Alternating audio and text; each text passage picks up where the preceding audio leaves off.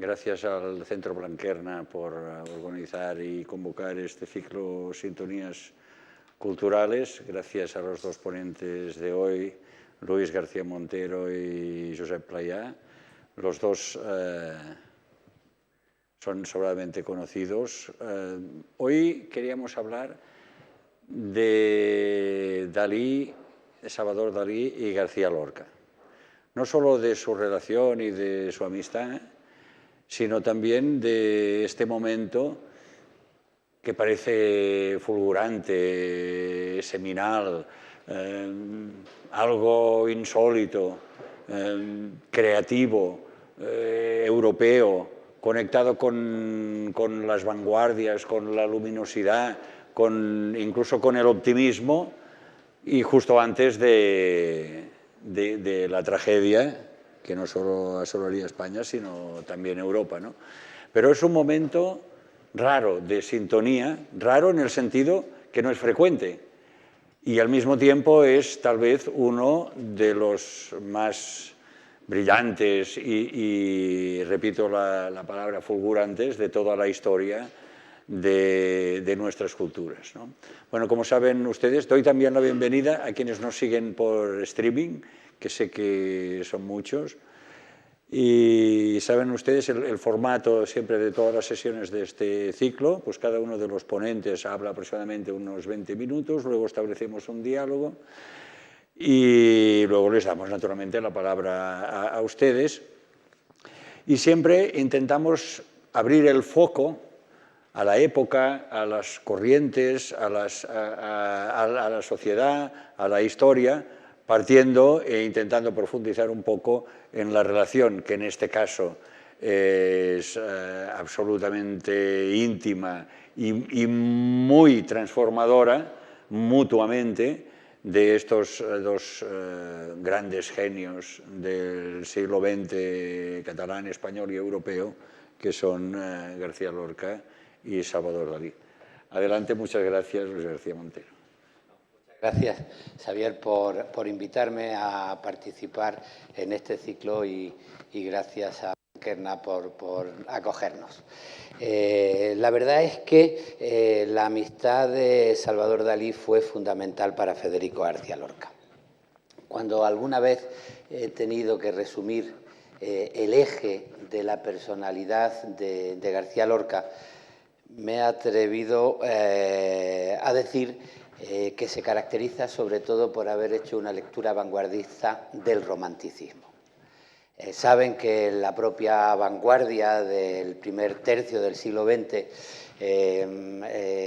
los ámbitos de ruptura dieron lugar también a un diálogo, a un reconocimiento de diálogo con la tradición, lo que en Francia fue la vuelta al orden, el nuevo orden, lo que hizo Eliot después de haber publicado La tierra baldía, cuando se acercó a los cuatro cuartetos y se definió como neoclásico estéticamente, pues en la literatura de la generación en la que participó y se formó Lorca, la generación del 27, se caracterizó como un diálogo entre la tradición y la vanguardia. Pues bien, ese diálogo en la personalidad de Lorca fue una lectura vanguardista de una tradición, el romanticismo. Federico García Lorca se formó desde adolescente, podríamos decir desde la infancia, porque hay testimonios, y él mismo en su epistolario lo cuenta, en la tradición romántica. Él cuenta en alguna carta en la costumbre de su madre de leer en alto a Víctor Hugo, para no solo los alumnos, ella era maestra, sino también después para sus hijos y para los campesinos del cortijo de Daimús en la Vega de Granada. Y los testimonios familiares, el libro de recuerdos que escribió su hermano Francisco, pues recuerdan a un Federico García Lorca, lector de Víctor Hugo, en una edición de obras completas que había comprado su padre a la muerte del escritor francés. A partir de ahí hace toda una lectura del romanticismo europeo y bien de los clásicos leídos desde los ojos del romanticismo. Por ejemplo, Shakespeare, presentado en unas obras completas por Víctor Hugo. La literatura se convierte en una negociación con su propia identidad. García Lorca tiene que definirse a sí mismo y en los libros encuentra una negociación con su identidad, y el paradigma cultural es el romanticismo, es decir, una cultura que se basa en el enfrentamiento de un yo contra un sistema, una sociedad injusta y represora contra un yo sacrificado en la pérdida de libertades. Ese es el eje romántico que caracteriza pues, todos los textos que conservamos de Federico García Lorca desde sus primeras indagaciones literarias a partir de 1916. Primero había querido ser músico, después se dedica compulsivamente a la escritura.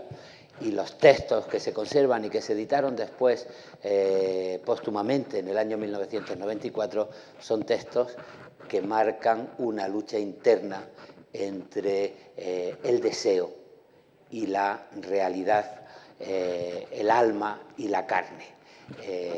Se identifica en ese sentido con todos los seres que sufren por amor. Ya puede ser Cristo en su sacrificio, ya puede ser el artista contemporáneo frente a la sociedad mercantilista, ya pueden ser las víctimas de la Primera Guerra Mundial por los discursos de las naciones España, Francia, Alemania, Inglaterra, que acaban pagándolo las personas. De todo eso escribe Federico García Lorca. Lorca, en su negociación con su propia homosexualidad, pues se identifica con esta cultura del yo frente a la realidad. La cultura romántica está en evolución en cuanto se convierte en tradición, y de ahí pasa, claro, a algunas derivaciones estéticas muy fértiles para la literatura europea. Por ejemplo, el simbolismo. Las preferencias de Lorca poco a poco se van desplazando desde Víctor Hugo a Paul Verlaine, en el caso español, pues a Antonio Machado, el Machado de las Soledades, y también Juan Ramón Jiménez. Y el primer libro de poemas que él publicó, el libro de poemas como la primera obra de teatro que estrenó de la mano de Martínez Sierra, El maleficio de la mariposa, pues son realizaciones simbolistas, muy influido por Maeterlinck, muy influido por Ibsen y muy influido por el simbolismo español. El Juan Ramón Jiménez, más de arias tristes, más de las violetas y los crepúsculos. Del grito romántico pasa al secreto, aquello que conviene no decir, pero que se sugiere. En uno de los libros que se conservan de su biblioteca, El tesoro de los humildes, hay una anotación a mano donde resume todo este mundo del secreto que caracteriza su paso del romanticismo al simbolismo. Oro, lo que plata, lo que se dice; oro, lo que se calla. Este es el García Lorca que llega a Madrid en 1919 con una carta de presentación de su profesor de Derecho Político, Fernando de los Ríos, para Juan Ramón Jiménez. Juan Ramón Jiménez lo acoge y dice: si este muchacho está muy entusiasmado, es lo importante, tiene vocación, ahora le hace falta síntesis. Lo que estaba diciendo Juan Ramón Jiménez es que el Federico García Lorca, que se había formado en el surrealismo y en el simbolismo, ahora tenía que modernizarse. La propia modernización que Juan Ramón había querido protagonizar al pasar de Arias tristes, por ejemplo, a El diario del poeta recién casado o a Eternidades. Por resumir, pues vamos a aludir a la deshumanización del arte de Ortega y Gasset. El arte moderno ya debe identificarse no por la confesión de la subjetividad que fluye, sino por una transformación conceptual, una objetividad que convierta en valor racional, objetivo, el fluido sentimental. Se trata de borrar la identidad del yo para convertirla en objetividad y en concepto.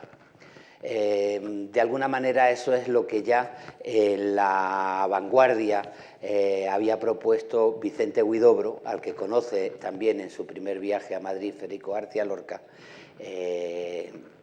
Vicente Huidobro con sus libros franceses, pero sobre todo con un manifiesto, el Non Serviam, en donde se denuncia la imitación tradicional del arte a la naturaleza y se dice que el artista, más que imitar, tiene que crear un espacio autónomo, objetivado, con sus propias leyes y sus propias reglas, que funcione al margen de las determinaciones de la naturaleza. Y este es el Lorca que se va formando poco a poco en la residencia de estudiantes y que va a pasar del primer simbolismo a la suite, a las canciones y a una poesía en la que intenta utilizar la metáfora como conceptualización de identidades, pasando de los valores subjetivos a valores universales objetivables. Bueno, en este panorama va a ser fundamental que a final de 1922 llegue a la residencia de estudiantes un jovencísimo pintor llamado Salvador Dalí, que era un pintor muy libresco o muy culturalista, porque era creador, pero era muy conocedor de la tradición artística y muy conocedor de las novedades que la vanguardia estaba produciendo, sobre todo en el ámbito francés.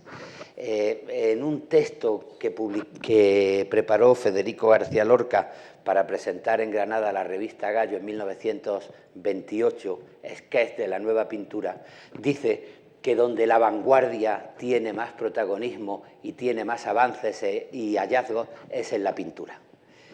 Lo que le ofrece Salvador Dalí al Federico García Lorca, que había leído ya al Juan Ramón Jiménez conceptualista y que conocía a Ortega y Gasset, lo que le ofrece a Federico García Lorca, a Salvador Dalí, es un conocimiento deslumbrante de las indagaciones artísticas de la época. Por ejemplo, yo creo que para la formación estética de este momento son importantes para Lorca dos revistas como L'Esprit Nouveau, que viene de Francia, y Valori Plastici, que viene de Italia, que son indudablemente publicaciones que puede hojear en la habitación de la residencia de estudiantes de Salvador Dalí. La habitación número 3. Uno de los primeros textos literarios de Salvador Dalí es la habitación número 3 de la residencia de estudiantes y es una confabulación de un grupo de escritores, de autores vanguardistas que se están metiendo con el simbolismo porque quieren ser modernos. Estos escritores vanguardistas son Buñuel, Dalí, Lorca, y después abre la puerta de la habitación y entra Guillermo de Torres, el defensor de las vanguardias en aquellos años.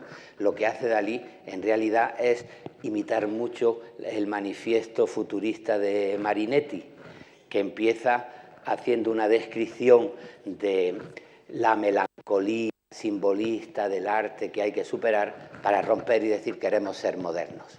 Bueno, pues en esa necesidad de modernidad es en la que Dalí va a ser fundamental para Federico García Lorca, en varios momentos. Lorca, de formación romántica, va a tener en su obra un diálogo constante con la propuesta conceptual de las vanguardias optimistas. Hubo una época optimista de las vanguardias, sobre todo representada por el cubismo. El ser humano se creía con la capacidad de ordenar desde los conceptos de su razón el caos de la realidad. Bueno, pues ese optimismo cubista Lorca lo asume como parte de su lectura de la modernidad, pero va a tener siempre una relación de alejamiento, cercanía con el romanticismo. Cuando puede someter el romanticismo, cuando puede imponer la racionalidad, que tiene mucho que ver también con el aceptar o no su propia identidad homosexual. El acercamiento al cubismo en el momento de optimismo, de racionalidad, que tiene Federico García Lorca, más allá de las propuestas del creacionismo y de Vicente Huidobro, se hace de manera muy íntima a través de Dalí. Y la Oda a Salvador Dalí, que publica en 1926 en la revista de Occidente, la revista dirigida por Ortega y Gasset, es un verdadero manifiesto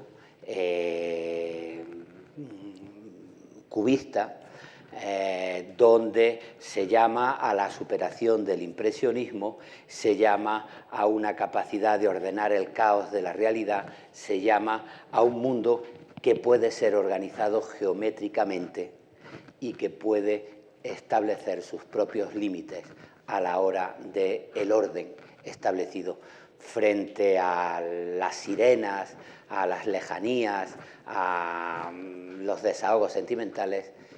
El mundo higiénico, el mundo certero de los artistas modernos.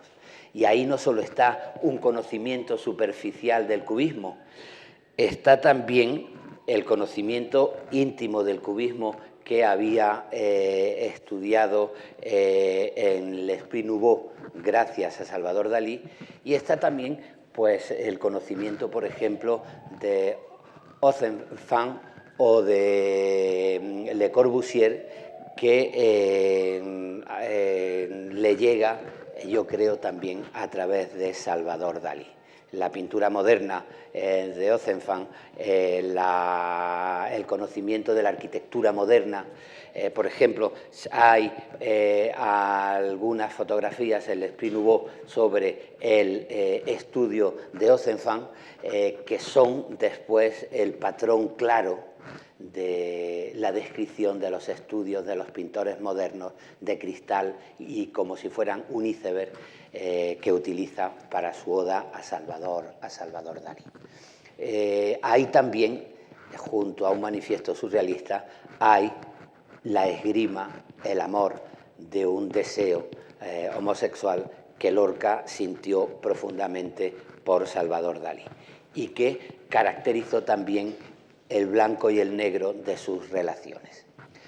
Un segundo momento fundamental, bueno, si no recuerdo mal, Salvador Dalí viaja por primera vez a París en 1926, allí lo recibe Picasso, puede ver las obras que Picasso está haciendo en ese momento, lo cual se nota claramente en su producción de 1926-1927, pero también puede ver la realidad del surrealismo, y no solo en cuadros, sino en las ilustraciones de algunos pintores y de algunos poetas. Algunos libros de Masser ilustrados, algunos libros de Paul Éluard ilustrados por Masser lo ponen en contacto con una nueva estética, que es la estética del surrealismo. Y la evolución que va haciendo Dalí hacia el surrealismo es la que marca su relación con Federico García Lorca. Dalí le escribe, le insinúa, le pide que se aleje de los putrefactos españoles, de Juan Ramón Jiménez, de sus amigos de la generación del 27, que por cierto, Los putrefactos fue un libro que idearon los dos a la manera de un álbum de Gros. Dalí iba a pintar unos putrefactos, iba a hacer un prólogo García Lorca. Lo que pasa es que en la correspondencia vamos viendo cómo los putrefactos empiezan a tener nombres y apellidos para Dalí, y Lorca no quiere ir por ese camino, no quiere enfrentarse abiertamente a Juan Ramón Jiménez y a sus amigos de la generación del 27, a Jorge Guillén, por ejemplo. Hay todo un proceso en el que Dalí pasa del l'esprit nouveau y de la objetividad a un diálogo más profundo con el romanticismo, con el surrealismo, que en un primer momento crea muchas tensiones. Por ejemplo, hay cartas muy duras de Dalí contra Federico por el éxito del Romancero Gitano, donde le dice que es un libro que ha tenido mucho éxito, pero que es una lástima que su talento poético esté sometido a la putrefacción de lo tradicional. El Lorca tiene muchas prevenciones para seguirlo por el camino del surrealismo. Y eso se ve no solo en la correspondencia de Dalí y Lorca, sino también en la correspondencia de Lorca con Sebastián Gasch, el crítico de arte, o con sus amigos como Fernández Almagro o como Jorge Guillén.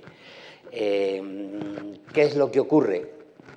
Que a final de 1928, y poco antes de su viaje a Nueva York, ese intento de ordenar su propia identidad con la razón fracasa, entra en crisis, una crisis que se agravará mucho más cuando llegue a Nueva York y se ponga en contacto con la metrópolis hundida, la crisis de la modernidad y la crisis del sujeto de la modernidad.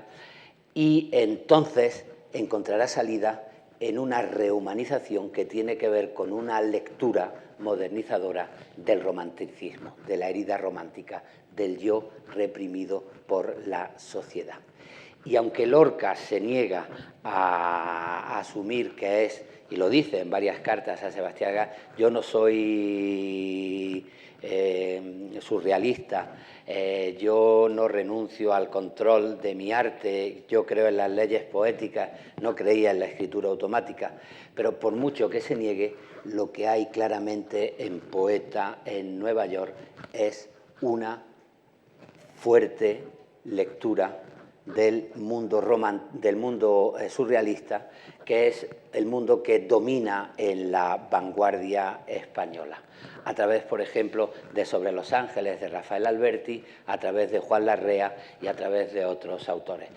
Se ha discutido mucho si en España hubo surrealismo o no. A mí me parece una discusión más académica que real, porque lo que hubo fue una impronta clara de vanguardia y un paso de la vanguardia optimista a la vanguardia en crisis, a la vanguardia que denuncia a la sociedad y que necesita rehumanizar el sentimiento frente a la razón fracasada. Y de alguna manera ese es el telón de fondo del surrealismo que está muy presente en Poeta en Nueva York.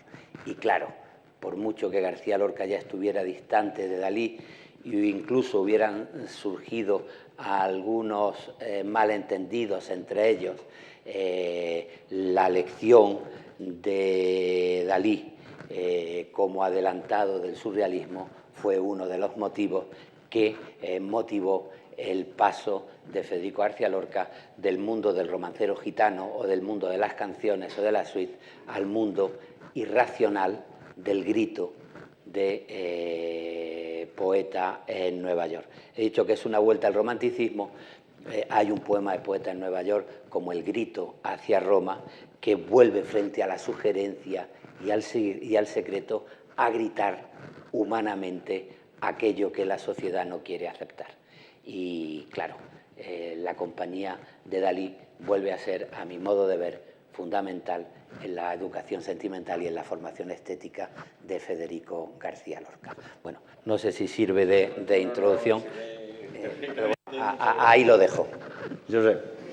Bueno, yo creo que después de esta magnífica exposición, quizás yo me voy a centrar un poco más en poner un contexto de esta relación, que fue muy intensa y no solo como amistad entre ambos, sino por las influencias mutuas, como muy bien destacaba, ¿no? Y esto incluso perduró porque tras la muerte de Federico García Lorca en 1936, Salvador Dalí se consideró en cierta forma deudor, probablemente en parte afectado por esta muerte prematura, en parte también por esa relación traumática que tuvieron los dos, y durante todo el resto de su vida Dalí siguió lanzando mensajes, digamos, y de alguna forma mantuvo ese diálogo estético con Federico García Lorca. Y todo ello a pesar de que la relación estricta entre Federico y Salvador Dalí se circunscribe a prácticamente 4 años, entre 1923 y 1927, básicamente en la residencia de estudiantes, y dentro de este periodo aún hay varios años en que no coinciden, porque García Lorca no está en la residencia, porque Salvador Dalí ha sido expulsado de la academia y ha vuelto a Figueras, de forma que realmente coincidieron prácticamente 1 año y medio y no más. Y aún así fue una relación muy intensa, probablemente avalada por ese entorno que era la residencia de estudiantes, que sigue siendo, digamos, como un referente casi mítico, ¿no? Porque era una residencia con muy pocos estudiantes, unos 150, que era un poco estilo de los college ingleses. De hecho, su director, Alberto Jiménez Fraut, había estado en Cambridge y Oxford y de alguna forma intentó repetir aquí este ambiente, porque era un lugar especial, con una biblioteca muy completa, que tenían su propia editorial, que daba unas conferencias por las que pasaban no solo todos los intelectuales españoles, sino todos los referentes europeos. Y fue en ese contexto donde Dalí y Lorca coinciden a partir de 1923, pero coinciden también con Luis Buñuel, el cineasta, y con todos los otros intelectuales como Rafael Alberti, como José Moreno Villa, como José María Hinojosa, como Emilio Prados, y eso explica en parte que realmente fuese un germen realmente fecundo. Cuando Dalí llega a la residencia de estudiantes, Dalí es un chico, es más joven que Federico, tiene 6 años menos, digamos, es además un chico mucho más tímido, de forma que realmente Dalí queda impresionado por la personalidad de Federico, que además es un tipo muy simpático, muy conocido, mientras que Dalí era todo lo contrario, era un muchacho tímido, que en los primeros tiempos parece que estaba recluido en su habitación, y no fue hasta el cabo de unos días que parece que fue Pepín Bello, otro de los personajes importantes en la residencia de estudiantes, que un día entró en su habitación y descubrió esos cuadros, y entonces empezó a avisar al resto de residentes diciendo cuidado que aquí tenemos un artista importante, ¿no? Pero el propio Dalí lo dice en uno de sus textos, que él quedó impresionado cuando descubrió a Federico en la residencia y escribió, dice, la personalidad de Federico García Lorca produjo en mí una tremenda impresión. El fenómeno poético en su totalidad y en carne viva surgió súbitamente en mí. Es decir, la primera influencia es más de Federico sobre Salvador Dalí, pero a partir de aquí entre ambos surge una amistad, digamos, que se va a traducir no solo en colaboraciones puntuales concretas, sino también en convivir en esa residencia de estudiantes, donde además había un ambiente, digamos, muy bohemio, digamos, ambos comparten, junto con Buñuel y otros, digamos, el ambiente nocturno madrileño, entre otras cosas porque ninguno de los dos, ni Dalí, ni Federico, ni tampoco Buñuel, los grandes, ese trío creativo tan importante, ninguno de ellos tenía demasiado interés en la carrera que estaban estudiando en Madrid.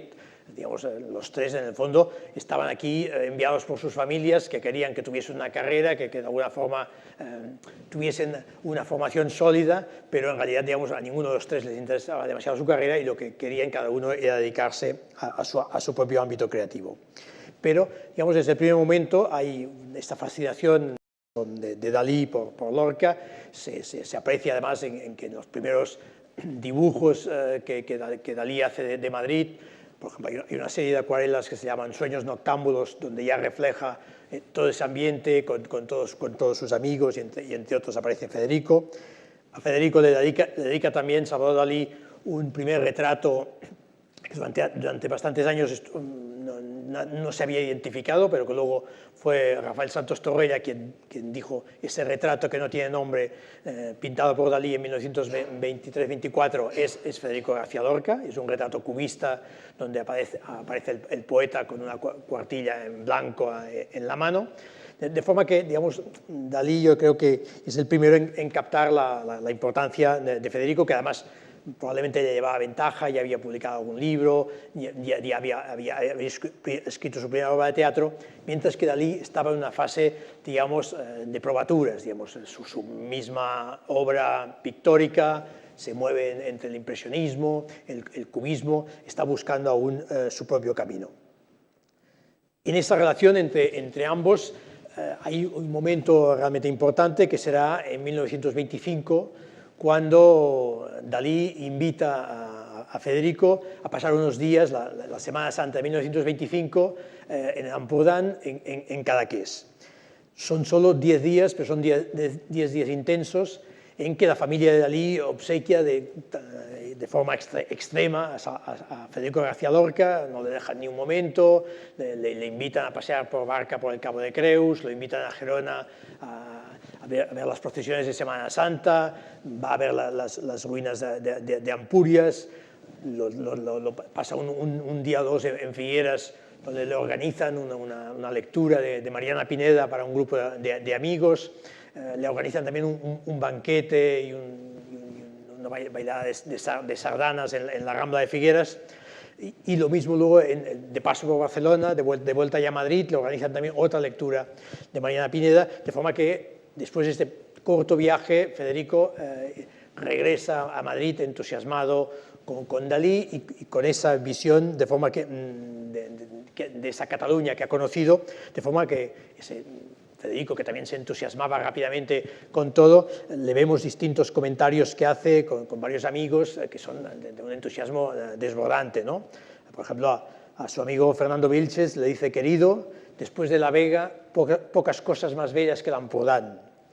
A otro amigo de Aragón le escribe una carta comparando Zaragoza con Barcelona y le dice: en cambio, Barcelona es otra cosa, ¿verdad? Dice: allí está el Mediterráneo, el espíritu, la aventura, el alto sueño del amor perfecto. Qué a gusto me encuentro allí con aquel aire y aquella pasión. De alguna forma hay que entender también que Federico tenía un problema ya con su familia, con sus padres, de forma que cada vez que volvía a Granada, digamos, era una lucha también con la familia, que no veía claro su futuro profesional. Digamos, los primeros libros de Federico no tienen excesivo éxito, ni sus primeras obras de teatro, de forma que para él, digamos, el hecho de llegar a Barcelona, de llegar a Ampurdán y ser, digamos, aclamado, aunque fuese por esos amigos de Dalí, lo llegó a impresionar.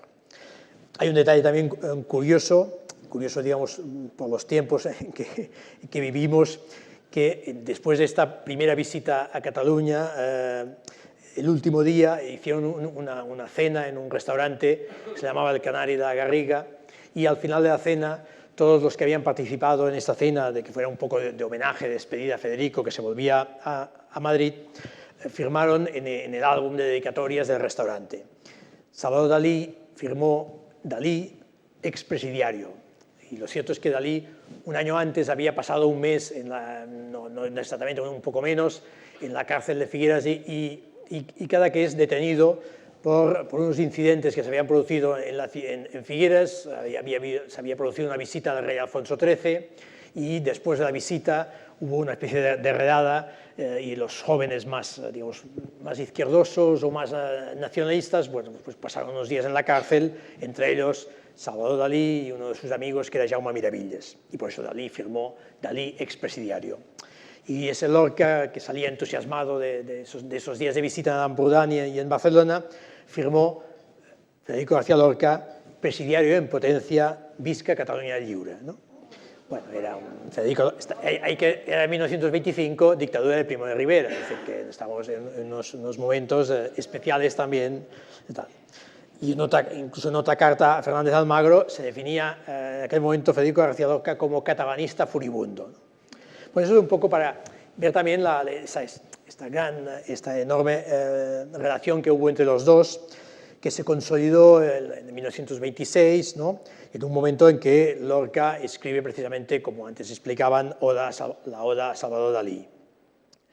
Es también un momento del cual no conocemos tampoco los detalles, pero digamos de esta pasión no del todo correspondida por Salvador Dalí, que más tarde acabará con una cierta ruptura. Pero es, digamos, estamos hablando del momento en que ambos, digamos, están en un proceso creativo en que, digamos, se produce una influencia mutua, ¿no? Y el segundo momento de la relación entre ambos, más intenso también, se produce en 1927, cuando Federico viene, lo digo en esta versión catalana, va a Barcelona para el estreno de su obra Mariana Pineda. Para esta obra Dalí le hizo el vestuario y el decorado y estuvieron trabajando juntos en Figueras y en Barcelona en esta obra. No solo eso, sino que además Dalí invitó a Federico a que, coincidiendo con la puesta en escena de esta obra, que hiciera una exposición de sus dibujos. Y Federico hizo la única exposición que hizo en su vida de sus dibujos, la hizo en Barcelona en 1927. Dalí además le correspondió con una crítica en la revista de Cataluña realmente elogiosa. Pero a pesar, digamos, de que se vive en estos momentos, este momento tan intenso, digamos, hay una respuesta de Dalí a la Oda a Salvador Dalí que le ha dedicado a Federico, y en el caso de Dalí es digamos, su prosa poética titulada San Sebastián. Y en San Sebastián, de alguna forma, es también una continuación de ese diálogo que ya han establecido ambos, en el cual Dalí, en cierto modo, deja muy claro su huida del sentimentalismo, su ataque a todo lo que considera que es la putrefacción y esa defensa de la santa objetividad, que es también una forma de, digamos, de marcar unas ciertas diferencias con esa poesía más tradicional que él de alguna forma le recrimina a Federico, y que luego tendrá, digamos, como antes también explicaban, digamos, su punto álgido cuando Federico publica Romancero Gitano, y para Salvador Dalí considera que forma parte de ese pasado que él intenta de alguna forma combatir. Esto es 1927, y en ese momento, digamos, acaba prácticamente la relación digamos, el contacto físico entre Dalí y García Lorca, porque ya solo volverán a encontrarse una vez más, pero será en 1935, y además prácticamente casi por casualidad coinciden un solo día en Barcelona, coincidiendo que Federico está presentando otra de sus obras teatrales, y ese día han pasado 7 años desde la última vez que se han encontrado. El encuentro vuelve a ser, digamos, entre ambos intenso, hasta el punto que Federico, que aquel día se le había organizado un pequeño homenaje en Barcelona, y Federico desaparece, lo suspende, y se va a pasar el día con Federico con Salvador Dalí, y se van a Tarragona, pasan un día juntos, de un episodio de que de alguna forma se conocen pocos detalles, más que fue realmente el último encuentro, porque estamos en 1935, unos meses más tarde, julio del 36, Federico es asesinado en Granada. Salvador Dalí, digamos, estaba en aquel momento en Londres, de forma que ya no estuvo unos años sin volver. En ese periodo, digamos, entre 1927 y 1935, que hay ese encuentro casual, a pesar de que entre ellos solo hay alguna correspondencia, pero de alguna forma se mantuvo esa especie de diálogo, no solo a través de la correspondencia, que se ha conservado parcialmente, sino a través de las obras que iban creando uno y otro. De forma que, por ejemplo, si Federico, digamos, había creado el Romancero Gitano en 1928, de algún modo, cuando Dalí, junto con Buñuel, crean esta magnífica película surrealista Un Chien Andalou, hay distintos elementos de Un Chien Andalou que de alguna forma son también guiños, referencias de alguna forma a la obra de García Lorca, y son también una respuesta desde el surrealismo, desde un surrealismo absolutamente radical. También es cierto que, de alguna forma, algunos autores que han analizado, por ejemplo, un guión que se encontró bastante más tarde, que era Viaje a la Luna, que era un intento de un guión para una película de Federico García Lorca, donde de alguna forma Federico también utiliza distintos elementos y se puede considerar una cierta respuesta a Un chien andaluz. Por tanto, digamos, entre ambos, a pesar de que, digamos, Dalí ya emprendió un camino bastante distinto, digamos, un camino claramente en la línea del surrealismo, buscando también un camino propio, porque luego, digamos, cuando él descubrió su llamado método paranoico crítico, que era también una forma de alejarse del surrealismo y marcar su propio camino, mientras que Federico, de alguna forma, se mueve entre este teatro más popular, de Bodas de Sangre, de Yerma, de Doña Rosita la Soltera, y estas obras también más vanguardistas, que de alguna forma reflejan claramente la influencia de Dalí, como serían El Público o serían Poeta en Nueva York. Como he dicho, el fallecimiento, la muerte de Federico no interrumpió, y a pesar de que muchas veces sabéis que se explicó y se dijo aquello de que Salvador Dalí, cuando conoció la muerte de Federico, había dicho aquello de olé, una frase, digamos, que hay que entender en ese contexto provocativo de Dalí, pero que luego varias veces intentó explicarse diciendo que para él era, digamos, una referencia estética, diciendo, ¿no?, refiriéndose a que era como la muerte predestinada que el propio Lorca había imaginado alguna vez, pero lo cierto es que Dalí hizo continuos homenajes repetidos, digamos, a la figura de García Lorca durante todos los años que le sobrevivió. Hay numerosas obras, desde Metamorfosis de Narciso, desde su novela Rostros Ocultos, su óleo mucho más tardío de Torero Alucinógeno, donde hay referencias continuas y puntuales a Federico. Y además, incluso, digamos, en sus declaraciones mantuvo esa admiración, ¿no? Algunas veces incluso hasta el punto, digamos, de hacernos dudar de si no estaba, hasta qué punto no estaba exagerando o no estaba redimiendo su culpa, ¿no? Porque, como me dijo él algunas veces, quizás no fue capaz de convencer a Lorca de que se marchase con él al extranjero cuando aún podía haberlo hecho, ¿no? Hay algunas declaraciones muy llamativas de Federico, por ejemplo, una vez que en Estados Unidos llegó a decir: todas las escenas de mi imaginación tienen en España como fondo, ya sea en mi Cataluña o tal vez el sur de Andalucía. Realmente solo podía ser una referencia a la influencia de Lorca, pero porque realmente el paisaje de Andalucía nunca estuvo presente en la obra de Lorca. Es más, Dalí, cuando pronuncia esta frase, no había estado nunca en Andalucía. Es cierto que estuvo solo en los años 70 y una sola vez, ¿no? En otra ocasión, en el año 64, por ejemplo, afirmó: en el fondo, yo le debo mucho de mis ideas a Federico García Lorca, y lo dijo en uno de sus libros, Confesiones Inconfesables, que era toda una especie, realmente lo decía él, de una confesión.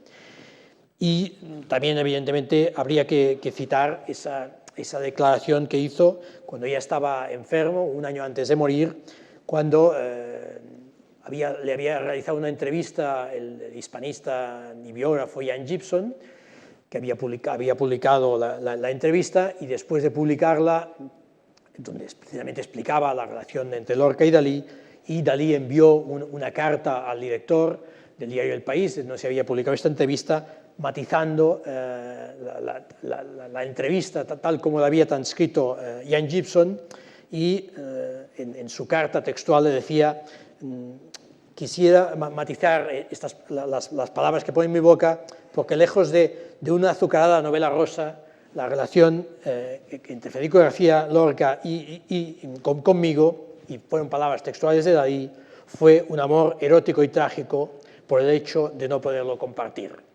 Digamos, era una confesión personal, digamos, que ponía fin a una larga relación, tanto en lo personal como en lo estético. Bueno, muchas gracias a los dos. A ver, ¿por dónde empezaremos? Bueno, probablemente por la sociedad, ¿no?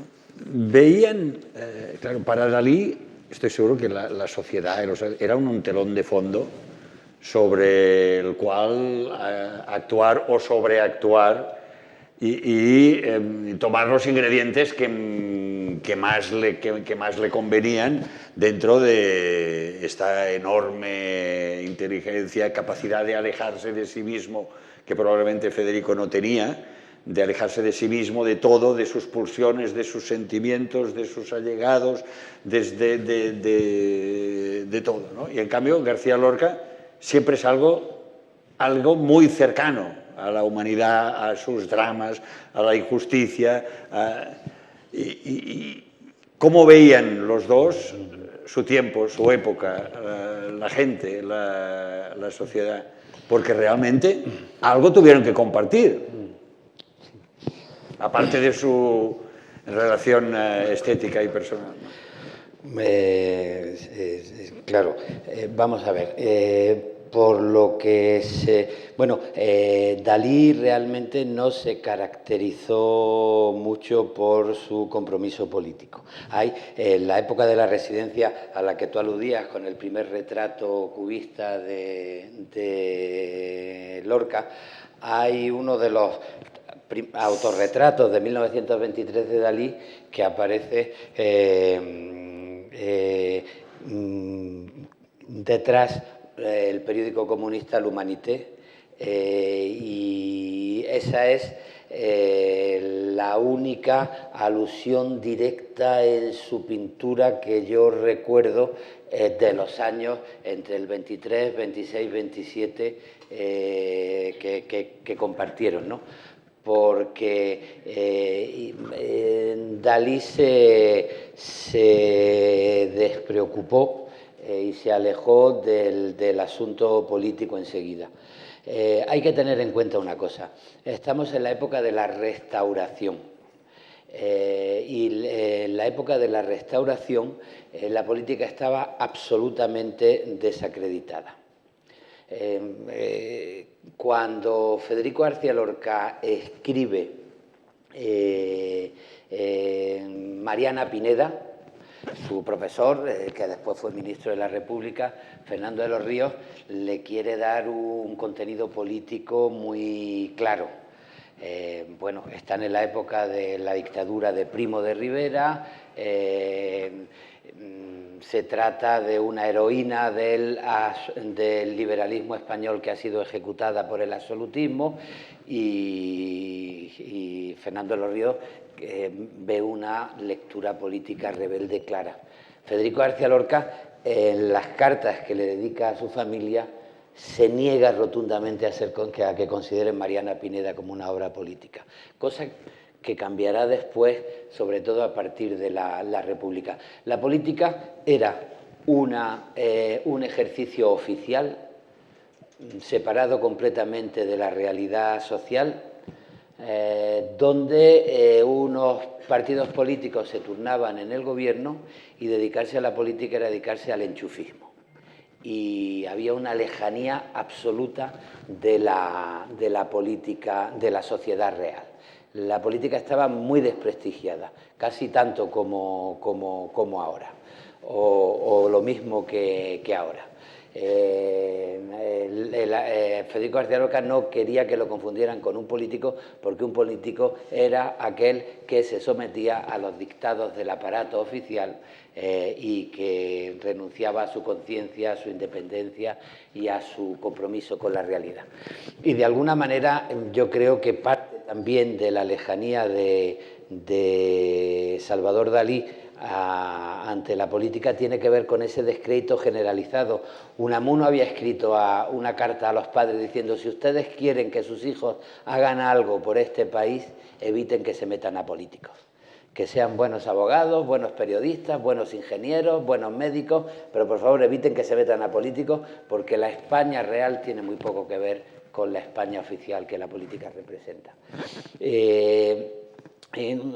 Federico García Lorca cambia en la medida en que empieza a tener influencia en él Fernando de los Ríos, y empieza a acercarlo a un humanismo socialista, El socialismo humano es un libro de Fernando de los Ríos que le ayuda a comprender qué es lo que está ocurriendo en Nueva York.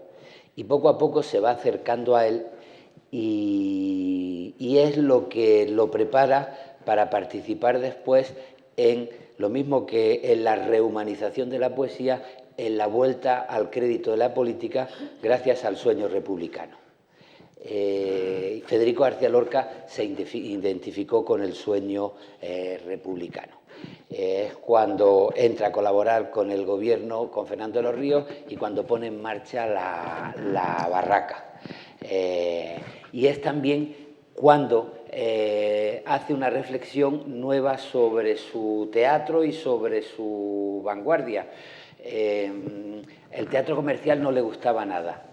El problema que tenía es que el teatro experimental se quedaba solo para unos elegidos, para unos entendidos, y no podía dialogar con el público, ni intervenir con la realidad, ni transformar la realidad, y él quería participar del sueño republicano que iba a transformar la sociedad española. Y cuando... Bueno, tú has dicho una cosa que es real. Cuando va Federico García Lorca fue 2 veces a casa de Dalí, una en la Navidad, en una Semana Santa, y otra en unos días de verano. Aparte del libro de firmas, hay una carta que se conserva a sus padres diciendo: estoy encantado en Cataluña porque en Cataluña hay vida política. Es decir, en Cataluña existe la política y existe la sociedad civil. O sea, los males que denunciaba en la España de la Restauración, en la España de Primo de Rivera y de Alfonso XIII, de pronto piensa que hay una sociedad civil catalana al margen del descrédito político, donde está la modernidad y está el diálogo con Europa. Y él le dice a sus padres: aquí en Cataluña hay vida política. Bueno, pues esa vida política es la que él identifica después con el sueño republicano, y es lo que le lleva a cambiar incluso su apuesta por la vanguardia radical y para seguir a Dalí por el camino del surrealismo, porque hace un libro, hace una obra de teatro como El Público o como Así que pasen 5 años, y no es teatro comercial vendido, pero tampoco hay Dios que lo entienda, el público no lo entiende, se le rompe el diálogo con el pueblo, y entonces tiene que inventarse una tercera vía que le sirva para defender la poesía, lo poético, y al mismo tiempo el diálogo con la gente. Y es cuando empieza a trabajar con las tragedias, con Bodas de Sangre y con Yerma. Estaba poniendo Yerma en Barcelona en el 35, cuando hubo ese último encuentro con Dalí, y en las tragedias él consigue establecer diálogo con el público, manteniendo al mismo tiempo la creatividad política y la creatividad poética. Y bueno, ahí fue realmente cuando García Lorca empezó a independizarse económicamente de su familia. Lorca no puede independizarse y tiene que estar en esa pelea continua con la familia a la que tú aludías, hasta que en 1933-34 tiene un éxito fenomenal, Bodas de Sangre en Buenos Aires, y a la vuelta estrena Yerma, y con el éxito económico y lo que le da el teatro puede independizarse. Pero no solo buscaba dinero, buscaba ese sueño republicano de la barraca, de las misiones pedagógicas, de utilizar el arte para participar en la transformación de la sociedad. Ese sueño no lo tuvo tampoco Dalí. Y ahí, bueno, pues está la personalidad de cada uno. En lo que tú planteabas, solo una última cosa, sí hay un momento de guiño final entre los dos, que tiene que ver sobre todo a partir de la primera visita que Salvador Dalí hace a Nueva York, en el año 1934, si no recuerdo mal. Porque como Lorca había estado en Nueva York en el 29 y había hecho los poemas de poeta en Nueva York y tal, hay un cruce de cartas entre ellos: pues tenemos que hacer algo juntos sobre Nueva York. proyecto que tampoco saldrá. Pero lo que sí es significativo es que frente a la idea de la modernidad, del futurismo, de la gente, de la potencia de la ciudad, la visión que da Salvador Dalí de Nueva York, coincidiendo con el proceso de su alejamiento del surrealismo más ortodoxo, es una visión de Nueva York que tiene que ver con Poeta en Nueva York, donde dominan más la melancolía y la soledad que la fe en el futuro. Entonces eso es también un guiño último que a mí me ha parecido ver entre los dos. Pero, y bueno, muy decente políticamente nunca fue Salvador Dalí. Ahora creo que tiene razón con ese ole que al enterarse de la muerte de Franco y con lo que dijo, más que celebrar un asesinato fascista sobre un antiguo amigo, estaba él, a veces no medía lo que hacía, pero estaba él haciendo, es que en la relación íntima entre los dos, en el diálogo entético entre los dos, la escisión, la muerte, el erotismo trágico, la sangre y el sacrificio, y estoy pensando en textos muy cercanos a Dalí de Lorca, como la degollación de los santos inocentes, o como el romance del sacrificio de Santa Olalla, el sacrificio era algo que podía dignificar toda una vida. Y yo creo que a eso es a lo que se refería Dalí, más que a un chiste estúpido sobre un crimen fascista, ¿no? Sí, no, solo añadir que, como tú dices muy bien, mientras que Federico García Lorca durante la República, digamos, fue adquiriendo cada vez un mayor compromiso político, en el caso de Salvador Dalí fue probablemente al revés. Porque es cierto que en 1930, cuando Federico está en Nueva York, en aquel momento Salvador Dalí, que es cuando digamos, ha llegado a París y se ha acercado al surrealismo, en esos momentos dentro del surrealismo las corrientes dominantes intentaban compatibilizar marxismo y surrealismo. Dalí, digamos que además quiere ser el más surrealista de todos, también va por esa línea, hasta el punto de que en 1931 llega a intervenir en un meeting en Barcelona del Bloc Obrero y Camperol, que era un minúsculo partido de tendencia trotskista, donde estaba su amigo Jaume Miravilles, que era un amigo de Figueras con el que siempre habían mantenido relación, y Dalí participa en este meeting junto a René Crevel.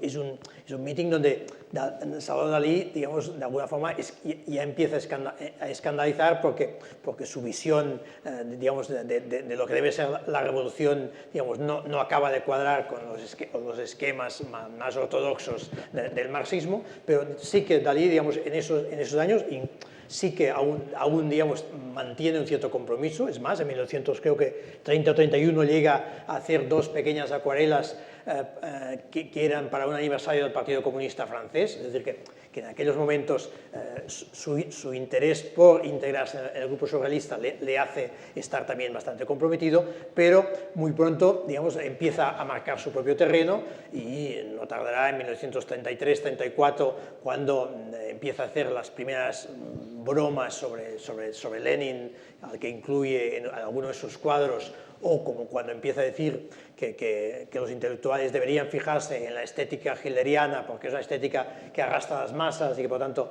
debería ser analizada, y esto provoca, digamos, enseguida dentro del grupo de los surrealistas una gran sorpresa e indignación, y bueno, hay un primer intento para expulsarlo que acabará produciéndose en 1935. Es decir, que cuando Federico, digamos, está en un mayor nivel de compromiso con la República, es cuando, digamos, Dalí alejando, es cuando también Dalí va a los Estados Unidos y, digamos, de alguna forma empieza a alejarse de ese marxismo que en algunos momentos defendió. El asesinato de Federico creo que influyó bastante también a Dalí en el momento digamos, de alejarse de lo que representaba en esos momentos la política en España. No solo el asesinato de Federico, hay que tener en cuenta que ese mes de julio, prácticamente Dalí, que está en Londres, se entera al mismo tiempo del asesinato de Federico García Lorca y del asesinato de varios pescadores que eran amigos suyos de Polygat, en este caso personas sencillas que fueron, digamos, asesinadas, en este caso por los republicanos en los primeros días después del 18 de julio. Y es cuando, de alguna forma, Dalí dirá aquello de que la guerra civil es una guerra entre hermanos, es cuando, digamos, hará uno de sus cuadros que titulará Canibalismo, donde hay como dos figuras que se están desgarrando y matando entre sí, y es ya un poco la culminación de ese desengaño absoluto de la política, que, digamos, luego evolucionará incluso, digamos, hacia una vuelta hacia la tradición. Pero por eso digo que realmente siguió un proceso prácticamente a la inversa en ese sentido de Federico, ¿no? Sí, hay lo que tú comentabas también del viaje a la luna, el guión cinematográfico que Lorca hizo. Bueno, parece ser que cuando se enteró Lorca que Dalí había hecho con Buñuel la película Un perro andaluz, le comentó a los amigos: ese perro soy yo. Decía: ese perro soy yo. La verdad es que una figura importante entre los dos fue Buñuel. Lorca y Buñuel muy bien no acabaron de llevarse nunca, entre otras cosas, bueno, porque en la formación estética al principio Buñuel era más partidario de Gómez de la Serna y Lorca de Juan Ramón, y uno iba más por la vanguardia y otro por un tipo de estética juanramoniana, pero es que además Buñuel era un personaje muy homófobo. No le gustaban nada a los homosexuales. Incluso en las memorias cuenta varias escenas. La verdad es que no debían ser muy fáciles para Lorca, ¿no? Buñuel se dedicaba a subirse en los tranvías y acercarse a algunos homosexuales para seducirlos y para después llevárselos a un sitio y pegarle una paliza o cosas. Y también cuenta otra escena de que una vez en la residencia dijo: Federico, acabo de pegarle una paliza a tal persona porque me ha dicho que tú eres maricón. No será de verdad que tú eres maricón, ¿no? Entonces, ahí se fue creando también una relación incómoda que se convirtió, yo creo que en celera de Federico por su admiración a Dalí, cuando Dalí, en su desplazamiento hacia el surrealismo, se sintió mucho más cerca de Buñuel que de él, ¿no? Es más, Buñuel llega a decir en algún momento, creo en una carta a Pepín Bello, dice: tenemos que alejar a Dalí de ese maricón. Tenemos que dejar a Dalí de ese maricón de Federico García Lorca. Muy rudo. Bueno, después, como todo no puede ser perfecto, después en su memoria Buñuel contará que tenía serias sospechas, no sé si fue verdad, que Dalí lo denunció por comunista en Nueva York. Cuando Buñuel intenta reorganizar su vida en el exilio, colaborando en el Museo de Arte Moderno en Nueva York, por lo visto se encargó Dalí de dejar caer que era comunista, lo cual le cerró las puertas de su vida en Nueva York, ¿no? Es muy curioso esta relación con lo que entendemos nosotros por valores que están asentados y sobre los cuales, como el respeto, la tolerancia, etc., sobre los cuales nadie de los presentes seguro que alberga la más mínima duda. Pero es que en aquel momento se estaban como gestando. Estos valores no nos vienen, a lo mejor sí, pues hay raíces en Erasmo de Rotterdam o en Piccola Mirandola, pero no hay... Esto se está gestando en este momento, ¿no? Romper lo que eran tabúes, lo que estaba escondido, todo eso fueron esta gente que lo rompieron. La libertad en las relaciones humanas, incluso la sinceridad, lo que siempre queda fuera, que no se puede decir, que no se puede incluso confesar si no es a través de un mecanismo, etcétera, y aún dándole la vuelta y tergiversándose a sí mismo. Esta gente descubrieron y impusieron algo que ahora tenemos todos, que es una relación más sincera y certera de cada cual consigo mismo, ¿no? Y yo creo que esto tenemos que entender que están dudando, están probando, están ensayando, ¿no? Y yo creo que en este sentido, probablemente, imaginemos, ¿no? Eso lo planteo, si García Lorca se hubiera ido a Italia con Dalí al principio de la guerra, que Dalí se culpa a sí mismo de no haberlo arrastrado, como bien habéis dicho, probablemente hubiera sido otro Alberti exiliado, ¿no? Probablemente, y por tanto, no sé si hubiera sido Partido Comunista, pero algo parecido, compañero de viaje, lo que fuera, ¿no? Y Dalí hubiera seguido, digamos, prefiriéndose a sí mismo que cualquier compromiso, ¿no? La idea del triunfo, de cuidar la genialidad, pero hasta tal punto salió bien que cuando en el Centro Pompidou necesitan dinero ponen a Dalí, porque recauda mucho más que con cualquier otro artista o cualquier otra exposición. Es decir, que realmente consiguió, supongo que tenía una inteligencia muy superior o un genio muy superior y por lo tanto esto es capaz de gestionar su propio cinismo a favor de su obra, ¿no? Pero yo quisiera, no sé a qué hora... No, aún tenemos un poco de tiempo. Esto, que andar un poco en este tema, digamos, de los valores, lo que era seminal entonces y que ahora es normal. Digamos. El talento de Dalí está claro, sobre todo, no ya en ese momento, sino en todos los caminos que ha abierto en la historia de la pintura posterior, ¿no? Que es una referencia fundamental desde muchas perspectivas. Y García Lorca... Hasta Andy Warhol. Hasta Andy Warhol. Y García Lorca, en una carta a Sebastián Gasch, en un momento donde no estaban muy bien, le dice, el talento de Dalí es fascinante, es una de las personas con más talento que hay. Dice, se puede acertar, se puede equivocar, pero siempre es deslumbrante, ¿no? Y bueno, Dalí puede acertar, puede equivocarse, pero en ese sentido siempre es deslumbrante. En lo que tú planteas, abrir caminos es difícil y es complicado y muchas veces a la hora de juzgar el pasado metemos la pata porque proyectamos nuestros valores y no era lo mismo vivir en los años 20, en los años 30 que vivir en 2017. Ahora hay muchas cosas que nos parecen normales, lógicas, entonces era muy difícil.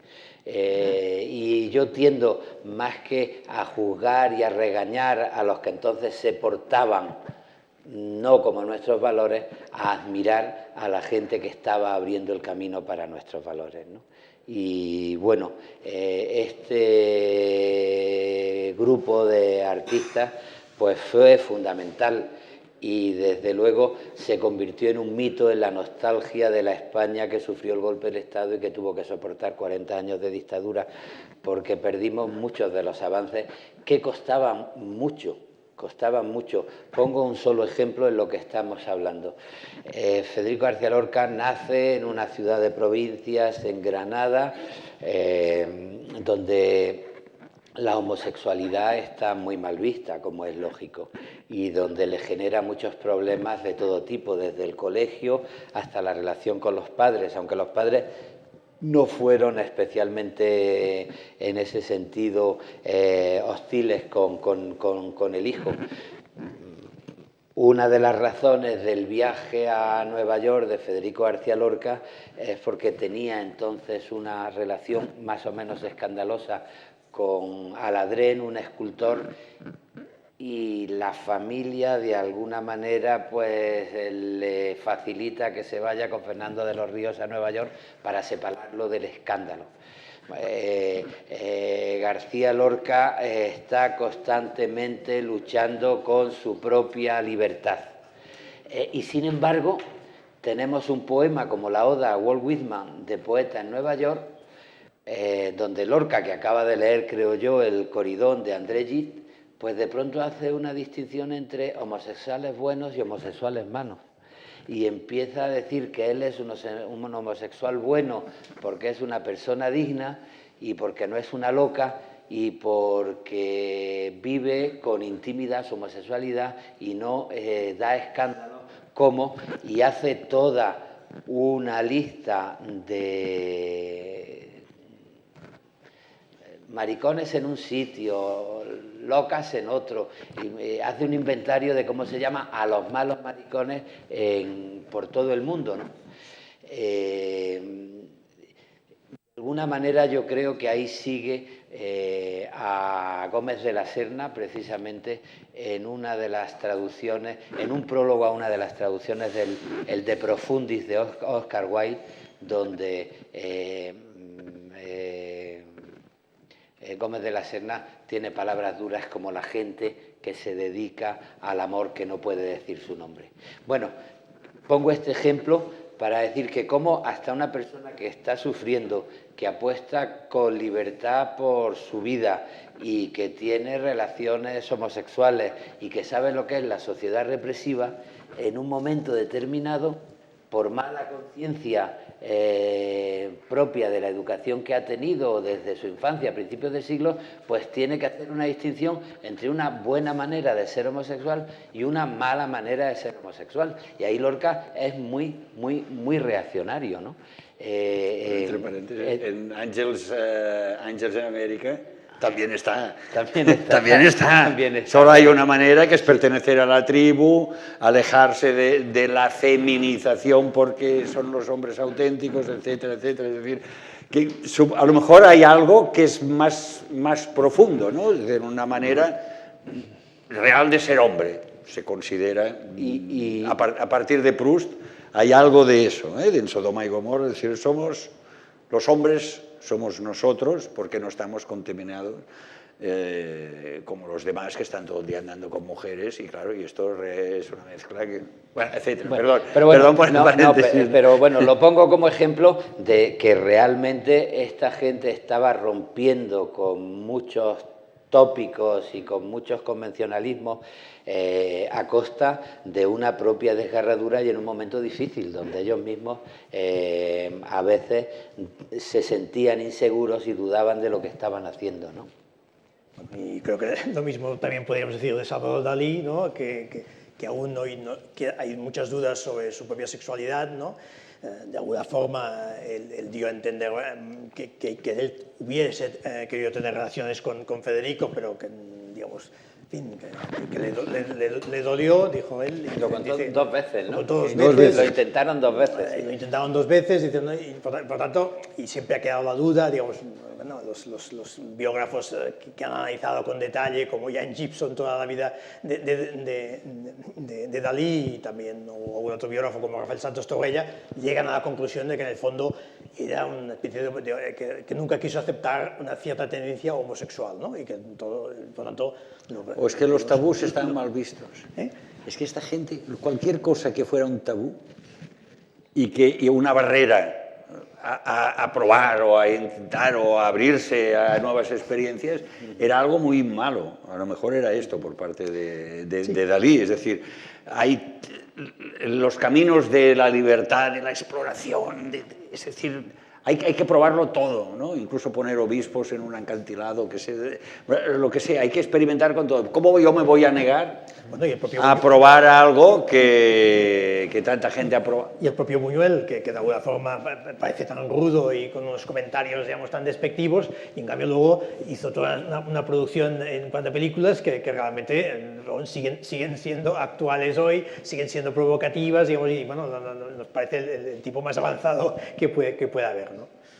Sí, yo creo que son, en el fondo, viven las contradicciones de su época también, ¿no? Y lo sufren en su propia persona. Federico, digamos, tiene momentos amargos de soledad, y el propio Salvador Dalí, pues también tiene algunos textos donde llega a confesar que solo tuvo relaciones sexuales una vez con Gala, y que el resto de su vida, digamos, de alguna forma sufrió también esas propias dudas sobre su sexualidad.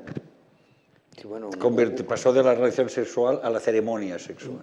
Bueno, ceremonial, ¿no? Bueno, es otra manera. Ahí una de las figuras clave de su pintura es el gran masturbador, ¿no? Sí. O sea que en ese sentido. Y bueno, estoy pensando ahora, hay una de las casidas de Lorca, del Diván del Tamarit, que es un poema de elogio a la masturbación, ¿no? A la mano. A la mano, y a decir, bueno, con lo complicadas que son las relaciones y con lo mal que acaba uno, bueno, y cogiendo también algo que es muy de la época y del surrealismo, la imagen del orgasmo como disolución en la muerte, pues de pronto la masturbación es que es la disolución de la propia identidad en el otro. pues de pronto pues la masturbación como una cercanía a la muerte, pero quedándote en la orilla, no disolviéndote en el otro ni renunciando a tu propia identidad, ¿no? Que es el tema de la casida de García Lorca, y bueno, tiene mucho que ver con todo el espacio del gran masturbador que hay en la pintura lorquiana, de Dalí. Antes de pasarles la palabra a ustedes, quería... Porque en el fondo algo más allá de lo que ellos mismos eran capaces de admitir, probablemente tenían de interiorización cada uno en el otro.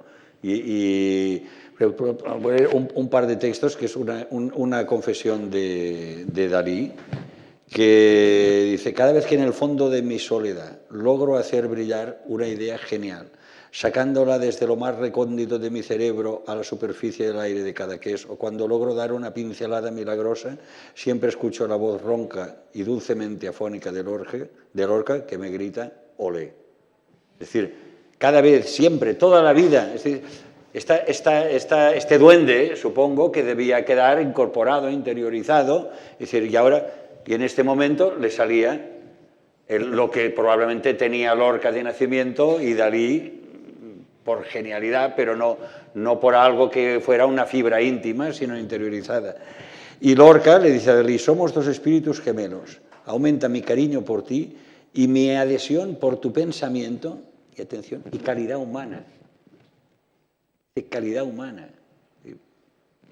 Nosotros no somos capaces de imaginar calidad humana en Dalí, pero a lo mejor antes de la guerra había otro Dalí que después se perdió o se ocultó. Tienen ustedes la palabra. No, pueden preguntar si quieren o... ¿Por qué Dalí, por qué desapareció prácticamente de la residencia de estudiantes? De tal manera que García Lorca sigue siendo durante todo, siempre García Lorca y recordado y demás. Y Dalí no es tan recordado en la residencia de estudiantes, o por lo menos que yo conozca. Yo ahora no sé exactamente, pero yo creo que Dalí, la residencia de estudiantes es una residencia donde van los estudiantes para cursar una carrera y tal, y el tránsito es la norma, ¿no? Yo creo que Dalí llega a final del 22 y deja la residencia en el 26, ¿no? En julio del 26. Sí. Bueno, pues son los años donde, aunque no acaba por supuesto Bellas Artes, pero son los años de su ciclo en Madrid. Después él vuelve... Porque fue expulsado. Dalí iba a la Academia de Bellas Artes de San Fernando y la residencia era su residencia, donde dormía, digamos, ¿no? Entonces, primero estuvo ya, al cabo de un año de estar en la residencia de estudiantes, ya fue expulsado por un año de la Academia de San Fernando, porque protagonizó una protesta contra unas oposiciones y él boicoteó el resultado de las oposiciones. El resultado, fue expulsado un año, que es un año que ya no coincide con Federico porque vuelve a Figueras. Y luego en 1926...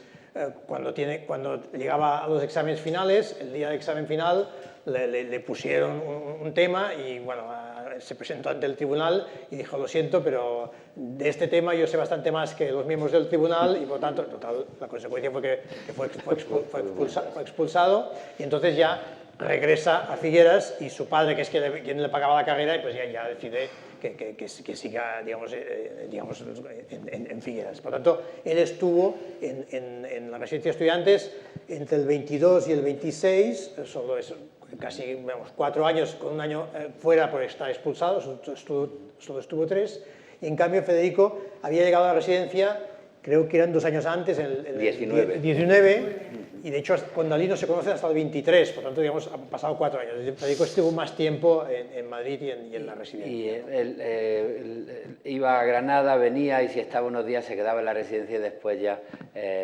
alquiló un piso. Pero bueno, digamos que la residencia era un momento de juventud y de estancia estable mientras se estaba estudiando, ¿no? Ya cuando ellos acabaron la carrera o dejaron la carrera, pues dejaron la residencia.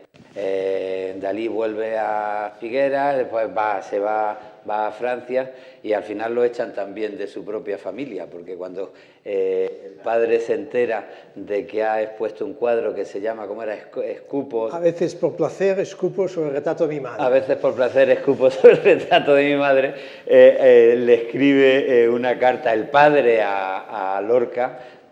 Eso habla también de la intimidad que habían llegado a tener, que el padre le escribe a Lorca diciendo: he tenido que expulsar el sinvergüenza de mi hijo, que tal, ha escrito esto es inaceptable y tal, y le da las explicaciones a Lorca de por qué lo ha expulsado de la familia, no quiere volver a verlo, ¿no?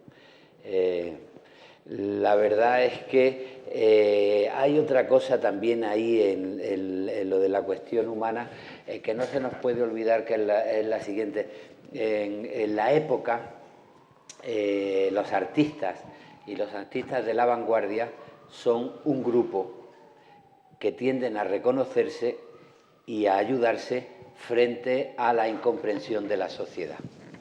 Digamos, eso el propio Ortega y Gasset lo había estudiado en la deshumanización del arte, cómo el artista de vanguardia se consolida frente a la incomprensión de la masa. Y esa incomprensión de la masa lleva a crear campos de complicidad donde almas elegidas por el arte puedan reconocerse. Eso se nota mucho, por ejemplo, en los epistolarios de la época. Y yo creo que es una de las claves para entender ese campo de complicidad que se establece entre Dalí y Lorca, aparte pues de la fascinación de Lorca por Dalí y también de la atracción sexual que tiene Lorca por Dalí.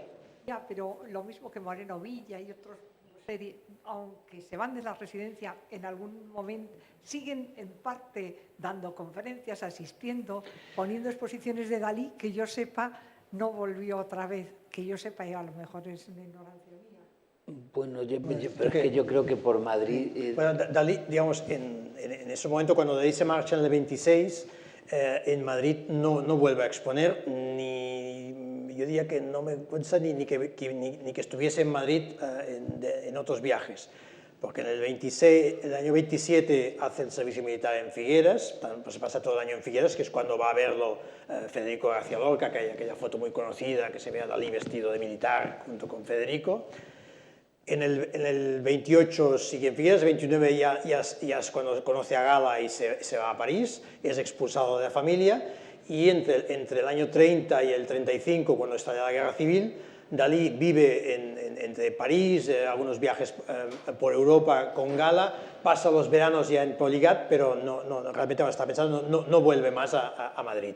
Y en cambio, Federico, digamos, sí que se convierte más en estos años, es cuando empieza a triunfar y es cuando es conocido. De hecho, en los años 30, Dalí aquí es muy poco conocido, empieza en los años 30, es conocido y triunfa en París, en el 34 empieza a ir a Estados Unidos, pero en España, en este periodo entre el 29 y el estallido de la Guerra Civil, hay 2 o 3 pequeñas exposiciones en Barcelona, pero en Madrid no vuelve a exponer. En los museos españoles no hay obra de Dalí hasta los años, ni los 40, hasta finales de los años 50 no empieza a ver las primeras obras en el Museo de Arte Contemporáneo en Madrid y en Barcelona, y aún son obras muy escasas. Es decir, que Dalí realmente cuando empieza a ser reconocido en España es prácticamente, diríamos, en los años 60, 70, ¿no?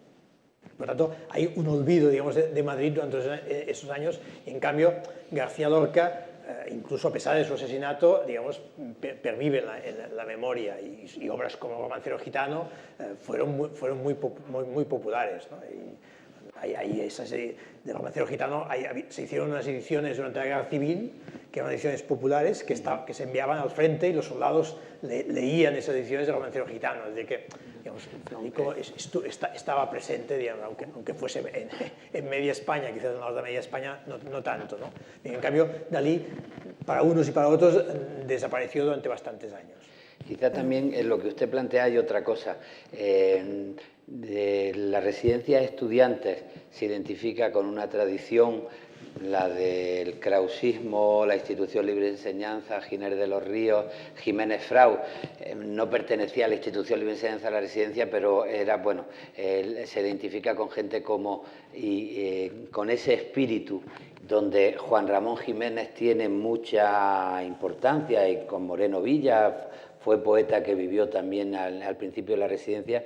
Y la verdad es que en toda la consolidación del mundo estético de Dalí, a partir del año 27, pasa por odiar ese mundo también, ¿no? Él mismo, yo creo que se alejó de ese mundo y lo trató de manera hostil. A mí me contaba Rafael Alberti, no sé si será verdad, que Dalí, Lorca no, pero con otros amigos, por la noche, llamaban acá por teléfono a casa de Juan Ramón Jiménez y le decían: Juan Ramón, su burro platero es el burro más repugnante de la historia de la literatura, y colgaban el teléfono, cosa que le quitaba el sueño a Juan Ramón para toda la semana. Y en un momento determinado Dalí empezó ya a abanderar, apoyado por Buñuel, una actitud agresiva contra buena parte del espíritu que representaba la residencia de estudiantes para otra gente, ¿no? Bueno, según nos contaba, los que entonces éramos jóvenes poetas de Barcelona, Antoni Tàpies, Dalí tenía 12 o 13 o 14 cuadros que habían pasado a la historia, casi por casualidad, pero era uno de los personajes más deleznables de la historia del arte de los últimos 4 o 5 siglos, no sé qué, bueno, era algo... Claro, y Dalí fue reconocido de rebote, digamos, por como universalmente era Dalí, pues entonces, tanto en Barcelona como en Madrid como en España, bueno, pues no vamos aquí a seguir boicoteando e ignorando a uno de los pintores universalmente más conocidos como más importantes del siglo XX. Claro, y yo creo que tanto Madrid como Barcelona, a Dalí lo tuvieron que reconocer porque no había más remedio. Unos por un motivo, otros por otro, porque no había más remedio. Si es un genio universal y resulta que es de aquí, pues no podemos decir que el mundo se equivoca, ¿no? Y por eso... por eso Dalí, pues ahora ya está en circulación. Anunciar, yo creo que nos lo pasamos tan bien, que solo nos quedan un par o tres de sesiones. Las dos próximas son el día 30, Maragall y Unamuno,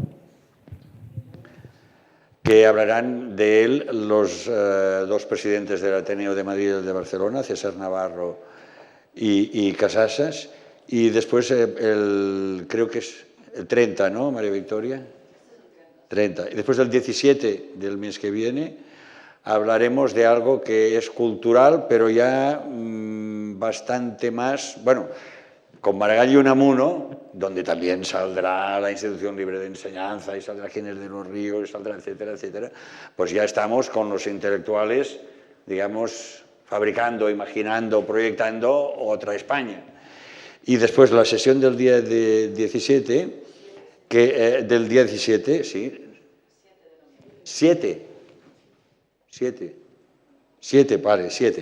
Pues que hablarán Borja de Riquer y José García Velasco de un momento precioso que es la visita de los